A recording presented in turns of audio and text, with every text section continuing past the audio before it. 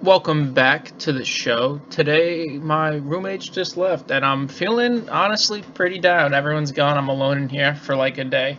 But what you shouldn't be feeling down about is some of the receivers I got to talk to you today about. Some of these guys I'm looking to buy, some of them I'm looking to sell, and I think the guys that we're here to buy, fuck the mic up real quick, can be league winners for you if you're in playoff contention. So, I'm going to look at 5 guys today. 3 you should buy, 2 you should sell that I think can either get you assets to win that ship or carry you to a championship run. First up on the list is a guy I've already talked about, but it's Terry McLaurin.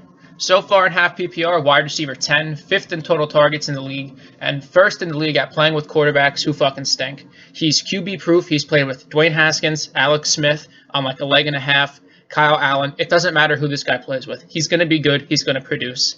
On top of being quarterback proof, he's matchup proof. It doesn't matter who this guy plays, except for James Bradbury, still a stud. He's one of the very few receivers in the league that I can confidently say will put up numbers week after week, regardless of who's under center and who he's playing. On top of that, he has the second easiest playoff schedule for wide receivers coming up, with the 49ers, Seahawks, and Panthers. For points per game allowed, we're doing half PPR from week 6 to 10 to get a more current view of how these defenses are playing. We have 17th, 21st, and 31st. All of them are below average, and specifically the Seahawks stink. Next 2 weeks, he also has matchups against the Bengals and Cowboys, who are 30th and 22nd, with the hardest matchup coming up in Week 13 against the Steelers, who are 16th and have been surprisingly leaky against wide receivers in fantasy this year. There's no hard matchup ahead. It's going to be relatively smooth sailing, and he is so clearly the alpha in this offense. He's the only guy, aside from J.D. McKissick, who catches like 13 passes a week for some fucking reason. It doesn't matter. He's the number one guy. Teams know he's the number one guy. They still can't stop him. He's that good. And he hasn't needed to score to produce. He's only got 3 touchdowns to date. And while I think some of these matchups are juicy enough to get those totals up, I'm thinking Cowboys and Seahawks, maybe 3-4 combined touchdowns in those games. Could be some blowups. It could get very scary if he starts scoring against the guys he's playing. He could end the year 14-16 as a top 5 receiver. Hell, even from this week forward, there's a chance he finishes as a top 5 wide receiver in half PPR. I wouldn't be shocked at all. I'd be doing what I can to make sure I acquire him for this week moving forward all the way through the playoffs. Next up on the list of guys I'm looking to buy is T. Higgins, who's really started to emerge lately and develop good chemistry with Joe Burrow. From week 6 to 10, he's the wide receiver 11 in half PPR.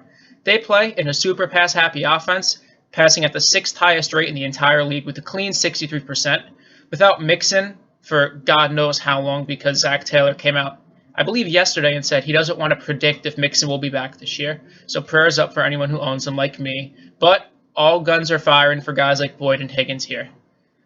They're still going to air it out even if Mixon does come back, but if he doesn't, I think it's going to be more firing squad, more balls, more passing from Joe Burrow. And they have the 8th easiest playoff schedule moving forward, with Dallas, the Steelers, and the Texans, who in terms of points per game allowed are 16th, 22nd, and 23rd. Compared to a guy like Terry McLaurin, that's not as easy, but it's still really leaky here. It's going to provide plenty of opportunity for him to continue his big games of like 7 for 120 and possibly a touchdown. The toughest matchup this week is his toughest matchup the rest of the year. He has Washington, who are 1st in points per game allowed to wide receivers. I think it's like 15 or something ridiculously low. I'd make your move either before this week, if your trade deadline is before this week is played, or I'd make the move right after. It looks really likely he's going to have a down game because of how good Washington is. If you can capitalize on that and get him for a lower value than he should be going at, I would so do it.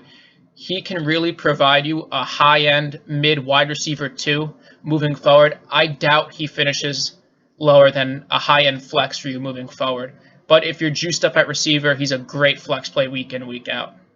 You're going to be able to get him for cheap, 1, because of that Washington matchup. I'm really not feeling a good game from him. And 2, his name value isn't really there yet. The big name on the Bengals offense besides Burrow is Tyler Boyd, and A.J. Green still kind of holds more name value. Obviously, he's much worse in fantasy, but the name value for a guy like T. Higgins really isn't there yet. So if you can take advantage of that and an owner who doesn't really know just how good Higgins has been recently, you're going to guarantee yourself a lock-and-load wide receiver 2 for the rest of the season. And finally, we had to have one really obvious guy on the buys. For the running backs, it was Derrick Henry, and for the wide receivers, it's Tyreek Hill. He's the wide receiver 2 on the air and half PPR, and I am aware it's going to be ridiculously hard to obtain him, if it's even possible. But if you can get him, he can absolutely carry your team to a championship almost by himself. He has the 6th easiest schedule for the playoffs against the Dolphins, Saints, and Falcons. In terms of points per game allowed, that's 20th, 26th, and 29th. Dolphins have a good defense, as do the Saints, but they've been really leaky to receivers lately, so there's great opportunity there. His blow-up potential every week might be the greatest in the league at wide receiver because of his game-breaking speed, agility, route running combination, and the fact that he plays with Pat Mahomes. All you need from Tyreek Hill is one deep ball, and he already gives you a 20-point week. That's not on top of any of the other intermediate crosser routes he might get, any other deep balls. There is so much potential in him that he could finish as a wide receiver 1 with 1 catch every week. I don't know if anyone else in the entire league could do that, except for the guy I'd be looking to move for him, which is DK Metcalf. That's probably the only guy you're going to be able to move for him. Maybe another high-end wide receiver 1 with a tougher schedule. So if you're a guy with Metcalf, I'd be targeting Tyreek Hill. It's not the best framework. I know if you have DK, you probably want to ride him out. But Tyreek Hill's schedule and opportunity is so incredibly great from 14 to 16. It's worth it. Don't give up your entire team for him. Obviously, you still want depth at running back and receiver, but he is in the prime position to finish as the runaway wide receiver 1 during the fantasy playoff. And real quick, if you're enjoying the video, make sure to leave a like, comment, and subscribe. And here's the first guy on the sell list. I got into him a little bit on the previous entry. I know, I'm bad. It's DK Metcalf, the breakout wide receiver of the year. Absolute real deal, Titus O'Neil. Probably the wide receiver 1 in Dynasty, no lower than 3, depending on who you're asking, but we're not here for that. We're here for some redraft. This offense is legitimate. Russ is an MVP contender like he is every year, but even more so this year because of how much he's slinging the ball. And their defense stinks, which gives them the opportunity pretty much every week to put up 30 points and sling the ball 40 times a game. He's currently the wide receiver 4 and balls out pretty much every week, bar a few exceptions.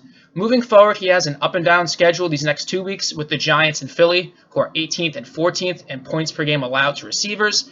But the playoff schedule is where this really gets difficult. He has the Jets, Washington, and the Rams. Points per game allowed, those are 27th, which I know, really bad, but then 1st and 2nd, the 2 hardest defenses to score against for fantasy, for wide receivers. He has back-to-back weeks. The Jets stink, I know, we've established this. He'll probably go off that week, but those last 2 matchups are the murderer's row for receivers. I don't think there's been a tougher 2-game slate for a receiver this year unless they've already played those 2 teams. And we saw him against the Rams once this year. Jalen Ramsey held him to 2 for 24. If you're in the championship and you're starting DK Metcalf against the Rams, there would have to be some fear knowing that's what happened last time. They're going to play him the same way. They're going to put Ramsey on him, and most likely Ramsey's going to hold him down because that's what he does. However, I'm going to say what I said about Dalvin Cook in the last video. Go check it out if you haven't. Do not sell low on him just because of the schedule. He is a stud. He's a lock and load wide receiver 1 every week, and regardless of schedule, you are going to play him, even if it's scary. There is no reason to sell low on him. I'd rather you ride out a stud, and maybe he doesn't perform in the championship week before that, and you lose, than bench him or trade him for a guy who's clearly worse than him, and it's going to take you out of the championship if you try to undersell a guy this good because you're panicking. The guy I would trade for is Tyreek Hill. He's the guy I talked about in the bye. Incredible playoff schedule. Very close in terms of where they rank on the season. Hill's 2, Metcalf is 4. That's a really nice framework to start with. I wouldn't add on a ton more just because of how close they are. I think arguably this year Metcalf has more value in the name. It's really close, but because he's broken out so well and so strong pretty much every week, I think you could operate in a pretty much straight-up deal, but don't be afraid to add in a small asset to make it better. One more time for everyone who didn't hear me before, do not undersell him and do not bench him. I would rather you ride him out and lose than try to get cute, sell him for like fucking Tyler Boyd, and then lose your championship because of it. So that's it. I'm looking to sell Metcalf. Look for that premier talent. Tyreek Hill is the guy I have in mind. I'm really seeing a great playoffs for him. The final guy up on the list, it's going to be DJ Moore. After completely disappearing for weeks 1 through 5, and being the wide receiver 25, which is basically a high-end wide receiver 3, mid-wide receiver 3, depending on league size. He's been the wide receiver 12 from week 6 to 10, so a nice low-end 1, high-end 2. But there are question marks. He's averaging 6.4 targets a week, which is the 3rd lowest of any top 20 receiver. Arguably, you don't need targets to produce if you're super efficient, but the more targets you get, the better it's going to be, obviously. Teddy Bridgewater is playing this week, but he's banged up, which could impact his production. If he's still banged up, there's a chance they play it safe with him. Maybe don't play him, I doubt it, but a banged-up quarterback isn't always a recipe for success. And maybe the most important, if you're looking for production, I mean, if you're a contender locked into the playoffs, this might not apply to you. He still has his bye week 13. So if you're someone that's on the cusp and is going to need to win out or needs to win at least one more game, I don't think I would count on DJ Moore because that bye is in such a bad spot. Worst of all is the playoff schedule. It's really tough. He's got Denver, the Packers, and Washington, who in terms of points per game allowed are 11th, 8th, and 1st. That's really tough. It's one of the harder slates you're going to find. And Moore's week-to-week volatility is still there. From week 6 to 10, despite being the wide receiver 12, here are his point totals. 11.8, 23.3, 6.5, 2.8, 17.6. Not only is that a nightmare to predict, it's a pain in the ass to guess when you're going to start him and when you're going to bench him.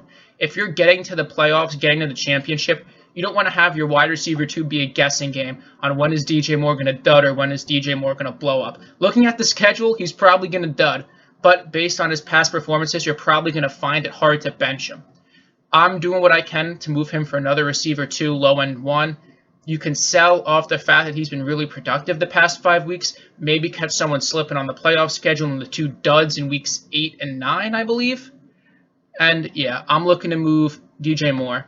I think it's a mirage. The production has been fine. Some weeks, terrible others, but I think we're going to get to that stretch of terrible when you need him most. Just to recap for y'all, one time I'm looking to buy Tyreek Hill, Terry McLaurin, and T. Higgins, and I'm looking to sell DK Metcalf only for Premier Talent. I'm going to say it one more time. Do not undersell DK Metcalf and DJ Moore, also on the chopping block. That's going to be it for this video. If you enjoyed, leave a like, comment, and subscribe. If you didn't like it, leave a dislike, leave a comment, tell me what you should do better. I don't know if I'm going to do a video for tight ends. I can do it right here. Travis Kelce's good, Darren Waller's good, TJ Hawkinson's good. Everyone else stinks. Everyone else is either hurt, sucks, or is basically a gambler's chance. There's your tight end video. Go after the big 3. Just ignore everyone else. There's no point. Just do that. Quarterbacks will probably get one because there are some really interesting guys who are top 10 but have tough schedules, and maybe some guys who can begin to surge up the rankings. So we'll see if I can pop that out later today, maybe tomorrow. But that's it, guys. Peace out.